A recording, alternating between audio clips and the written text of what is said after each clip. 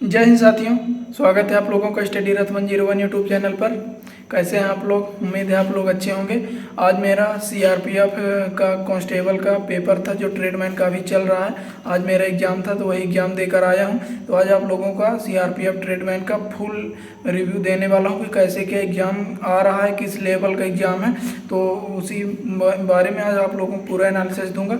अगर आप लोग चैनल पर नए हैं तो सब्सक्राइब करिएगा और अपना एक प्यारा सा कमेंट करिएगा, भाई को सपोर्ट करिएगा। ठीक है, तो आज आप लोगों को देखिए पूरा एनालिसिस दे रहा हूँ। सबसे पहले देखिए मैं इसमें पूरा लिख लिया हूँ जितना पूरा मुझे याद आ रहा था, तो इसीलिए देख देख के आप लोगों को बताऊँगा। सबसे पहले आप लोगों को मैं जीके बता रहा हूँ।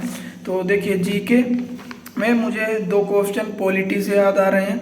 एक क्वेश्चन मौलिक कर्तव्य से संबंधित था कि मतलब ये मौलिक कर्तव्य किस संविधान संशोधन के द्वारा जोड़ा गया, और एक आर्टिकल 20 से रिलेटेड था। जैसे कि उसमें पूछा गया था कि कौन सा आर्टिकल है जो कि हमें मतलब आपको अपने खिलाफ गवाही देने से बचाता है, ऐसे करके कोई एक और क्वेश्चन था पॉलिटी से। तो ये दो क्वेश्चन मुझे पॉलिटी से याद आए। और देखेंगे तो करंट अफेयर से 3-4 क्वेश्चन थे। ठीक है, तो करंट अफेयर तो मैं पढ़ता नहीं हूँ तो मुझे करंट अफेयर का भूल गया। एक करंट अफेयर का मुझे याद आ रहा है, उसमें कोई मतलब इंडेक्स पूछा था, जैसे क्रम होता है सभी देशों का, तो उसमें साइबर से रिलेटेड अपने देश का क्रम पूछा था। और दिल्ली सल्तनत से 3-4 क्वेश्चन थे, जिसमें से एक क्वेश्चन गौरी के भाई का नाम पूछा था। ठीक है, और देखेंगे तो ये पूछा था सिजदा प्रथा कौन चालू किया था, ये बलबन ने चालू किया था, आप लोगों को पता होगा। तो एक क्वेश्चन ये था। और एक खानवा का युद्ध पूछा था, मतलब ये खानवा का युद्ध, देखिए खानवा के युद्ध से क्वेश्चन पूछा था कि मतलब वो राणा सांगा किसके खिलाफ लड़े थे, मतलब उसमें ऑप्शन दिया था बाबर, अकबर, ये सब। तो ये एक खानवा के युद्ध से था। और एक पल्लव वंश से क्वेश्चन पूछा था कि मतलब पल्लव वंश में एक उपाधि दिया था शायद राजराज, जहाँ तक मुझे याद आ रहा है, और 4 राजाओं के नाम दिया था कि ये उपाधि किस राजा की है। और एक ब्रह्मपुत्र घाटी पूछा था कि ब्रह्मपुत्र घाटी किस राज्य में है, 4 राज्य के नाम दिए थे। और इकोनॉमिक्स से 3-4 क्वेश्चन थे, जिनमें से एक क्वेश्चन मुझे याद आ रहा है जिसमें मौद्रिक नीति से रिलेटेड क्वेश्चन था। और भी ऐसे ही इकोनॉमिक्स से क्वेश्चन थे जो कि मुझे अच्छे से याद नहीं आ रहे हैं, क्योंकि वो क्वेश्चन मुझे से बने भी नहीं थे। और एक क्वेश्चन चक्रवात से पूछा था। चक्रवात से मतलब कि ऐसे दिया था हिंद महासागर में कौन से चक्रवात आता है, तो ऐसे एक क्वेश्चन चक्रवात से पूछा था। और देखेंगे दोस्तों तो टाइम की कोई कमी आप लोगों को नहीं पड़ेगी। टाइम की कमी मुझे भी नहीं पड़ी थी, 2 घंटे का टाइम होता है 100 क्वेश्चन के लिए, पर्याप्त टाइम है, टाइम की कोई कमी नहीं होगी। और इसके बाद अब आप लोगों को अगर मैं रीजनिंग बता दूं तो पूरे 4 सेक्शन में मुझे रीजनिंग सबसे ज़्यादा टफ लगी है।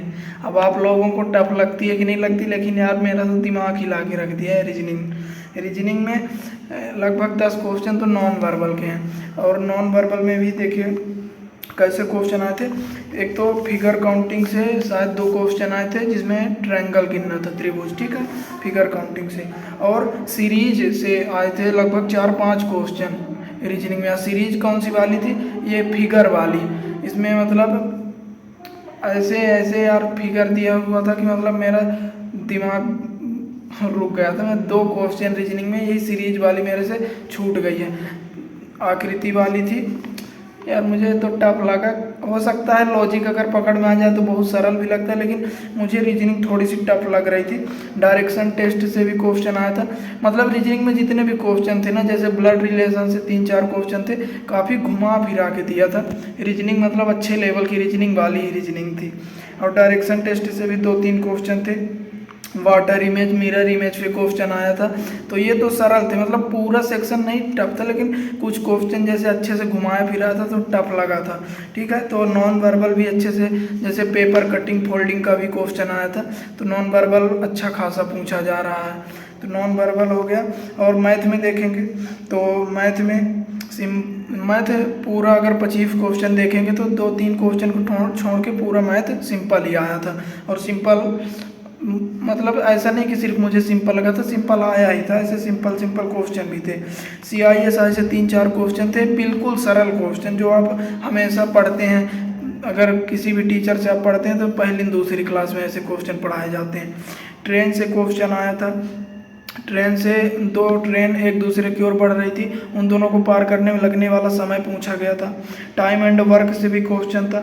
एलसीएम एचसीएफ से देखिए कैसा क्वेश्चन था, 4 संख्याएं दी थी छोटी छोटी और पूछा था इनका एचपीएफ क्या होगा, मतलब एकदम सिंपल। सरलीकरण से भी एकदम सरल क्वेश्चन आया हुआ था, और परसेंटेज पे भी एकदम सिंपल क्वेश्चन, मतलब मैथ में सिंपल ही था, एकदम सिंपल।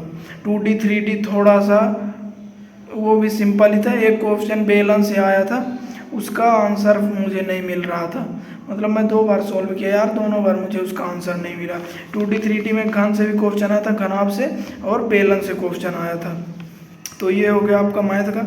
मैथ में परसेंटेज पे भी एकदम नॉर्मल ही क्वेश्चन था, और लाभ हानि आया था, तो लाभ हानि भी एकदम नॉर्मल क्वेश्चन था। पाइप टंकी से क्वेश्चन आया था, और एक क्वेश्चन यूनिट डिजिट से भी था, वो भी सिंपल क्वेश्चन ही था यूनिट डिजिट का।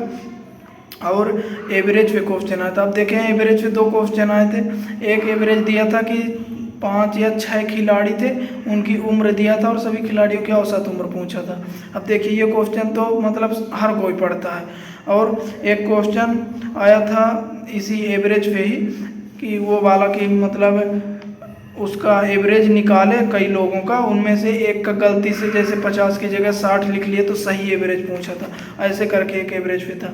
और एक आय व्यय वाला क्वेश्चन था, जो खर्च और बचत का अनुपात दिया रहता है, तो और फिर खर्च को 10% बढ़ा दिया, बचत को 10% घटा दिया, तो नया आय, मतलब कुछ एक इस टाइप का क्वेश्चन आया था आपका मैथ में। और हिंदी में देखेंगे तो हिंदी भी सरल ही आई थी। हिंदी में गद्यांश आया था, जिसमें से 5 क्वेश्चन गद्यांश से थे, तो क्वेश्चन के आंसर गद्यांश से ही ढूंढ कर लिखना था। मुहावरा 2-3 थे, मुहावरे से क्वेश्चन थे। ऐसे ही विलोम शब्द से थे, पर्यायवाची से थे, और वाक्य शुद्धि वाला था।